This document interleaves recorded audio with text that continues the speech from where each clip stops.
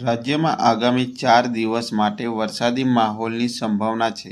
હવામાન વિભાગે અમદાવાદ સહિત અનેક જિલ્લાઓમાં રેડ એલર્ટ જાહેર કરીને અત્યંત ભારેથી અતિભારે વરસાદની આગાહી કરી છે. આજે દક્ષિણ અને મધ્ય ગુજરાતના અનેક જિલ્લાઓમાં ઓરેન્જ એલર્ટ છે, જ્યારે આવતીકાલે અમદાવાદ સહિત અનેક જિલ્લાઓમાં રેડ એલર્ટ સાથે અતિભારે વરસાદ વરસવાની શક્યતા વ્યક્ત કરવામાં આવી છે.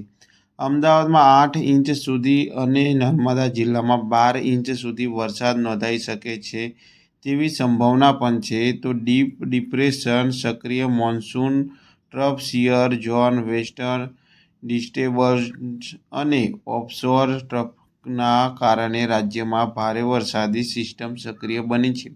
હવામાન વિભાગે આગામી 2 દિવસ માછીમારોને દરિયો ન ખેડવાની સૂચના આપી છે અને નીચાણવાળા વિસ્તારોમાં રહેતા લોકોને ખાસ સાવચેતી રહેવાની અપીલ કરી છે.